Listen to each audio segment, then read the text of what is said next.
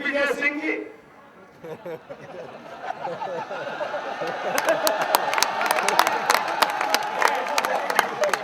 वो भ्रष्टाचार को लेकर बहुत ज्यादा पीड़ित है।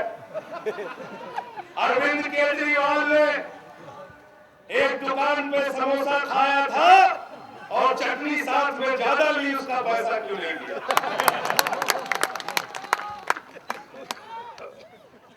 एक बार वो टिकट से ट्रेन में सफर कर रहे थे, टीटी ने उनको बैठने की जगह नहीं दी, लेकिन उसके बावजूद सहयात्रियों की मदद से वो सीट पर बैठे। तो क्यों बैठे, किस कारण से बैठे, इसकी जांच कराओ, जांच कराओ, जांच कराओ। में चिंता नहीं है।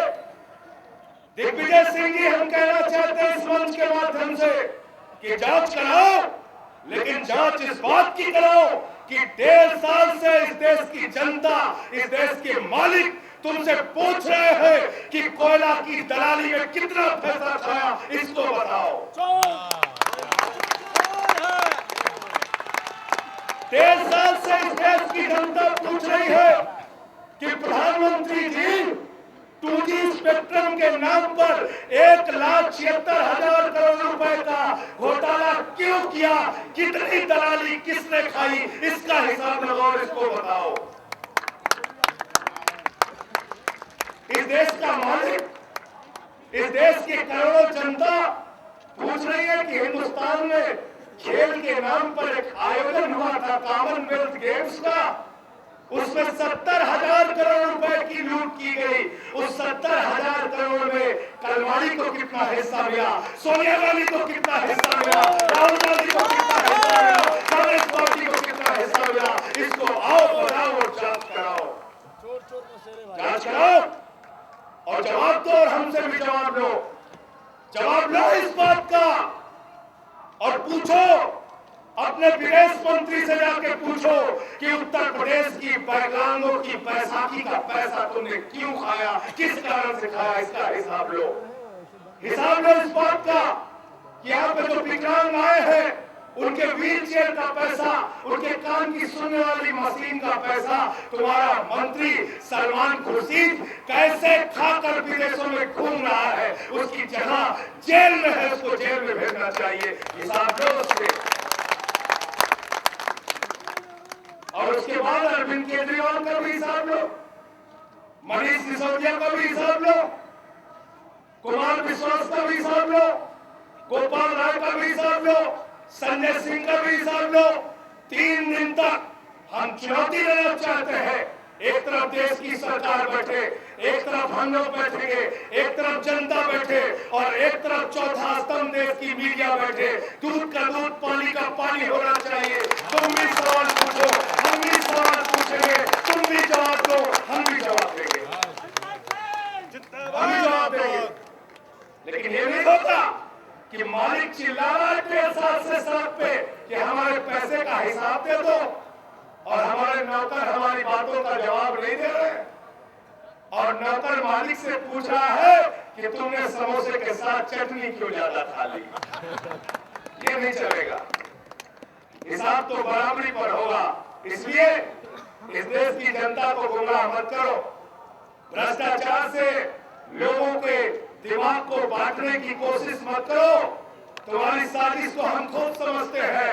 दिग्विजय सिंह जी, अरविंद केजरीवाल को किसी न्यायालय ने किसी जांच के दायरे में नहीं रखा है, लेकिन तुमको मध्य प्रदेश की हाई कोर्ट ने सीबीआई के जांच के दायरे में रखा है। पहले उस पद से इस्तीफा दो जिस पार्टी के पद पर तुम बैठ कर उनकी बातें कर रहे हो। गलत बयानबाजी करते हो, और किससे कहते हो? 1.5 साल से कह रहे हो इस आंदोलन के पीछे विदेशी पैसा, अरविंद केजरीवाल भ्रष्टाचारी है, मनीष सिसोदिया भ्रष्टाचारी है। अरे हम लोग कोई कक्षा 2 के विद्यार्थी है क्या?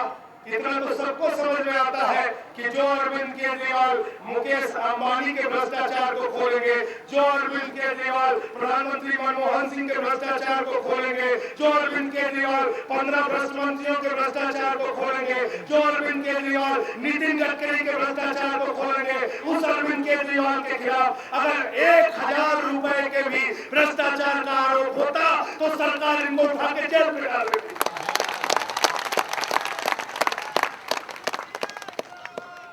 विश्वास कर सकता है? इस सरकार का कोई भी आदमी अगर एक भी दाग अरविंद केजरीवाल के ऊपर होता तो अब तक अरविंद केजरीवाल को सरकार उठाकर तिहाड़ जेल में डाल चुकी होती मित्रों। लेकिन जानते हैं सरकार में बैठे हुए लोग कि हमारा पूरा कपड़ा कालिक से लगा हुआ है।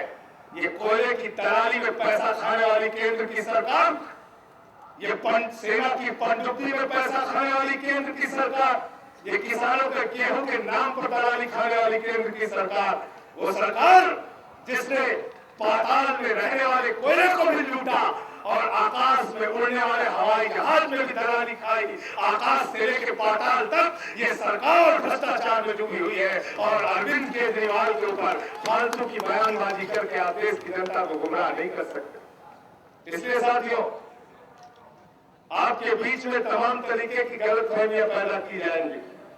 मुझे पता चला फर्रुखाबाद में बीच में मैं आया था, एक पत्रकार अभिनंदन मिश्रा को सलमान खुर्शीद जी के कुछ लोगों ने बदसलूकी की, उनके ऊपर पत्थरबाजी की, हमारे साथी लक्ष्मण सिंह के ऊपर पत्थरबाजी की। और दिल्ली से फर्रुखाबाद पहुंचने में जितने घंटे का समय लगा है उतने घंटे के अंदर मैं फर्रुखाबाद पहुंच गया हूं। हमारे साथी जानते हैं इस बात को। और मैं कहना चाहता हूं, ये लोकतंत्र है। राजनीति की सत्ता पर बैठे हुए राजनेताओं अपनी भाषा को जरा संभाल के रखना, क्योंकि अगर 2014 में हमने सही जगह बटन दबा दी तो जिस संसद में बैठ के अहंकार की भाषा बोल रहे हो, सड़क पर आके हमारे साथ जिंदाबाद और मुर्दाबाद के नारे लगाने के भी काबिल नहीं बचोगे, ये मैं कहना चाहता हूं। और मैं कहना चाहता हूं, उत्तर प्रदेश के सभी जिलों से हमारे जो साथी आए हैं, मैं उन सबको हृदय से बधाई और धन्यवाद देना चाहता हूं, आपके जज्बे को सलाम करना चाहता हूं। मैं फर्रुखाबाद की जनता के जज्बे को सलाम करना चाहता हूं, किसान यूनियन के साथियों को सलाम करना चाहता हूं। मैं सलाम करना चाहता हूं हिंदुस्तान के अलग अलग राज्यों से यहाँ पर आकर ये बताने का काम आपने किया कि फर्रुखाबाद किसी की जागीर नहीं है। यहाँ हम एक नहीं 100 बार आएंगे और अपनी बात कहेंगे, हमको अपनी बात कहने से कोई रोक नहीं सकता है। फर्रुखाबाद आए और जाकर दिखाए और लहू से खेलेंगे और इससे खेलेंगे। एक बात को याद रखना साथियों, ये बात कहकर मैं सीधे अरविंद केजरीवाल जी को बुलाऊंगा। एक अफीम है जो आपको सुना दी जाती है, चुनाव के मौके पर एक अफीम सुना दी जाती है, जाति की अफीम, धर्म की अफीम, जिसके कारण 64 साल से हम लोग आजाद होने के बाद भी भ्रष्टाचार की पीड़ा झेल रहे हैं। हिंदू की अफीम, मुसलमान की अफीम, ब्राह्मण की अफीम, ठाकुर की अफीम, दलित की अफीम, पिछड़े की अफीम, इस अफीम से बच जाना।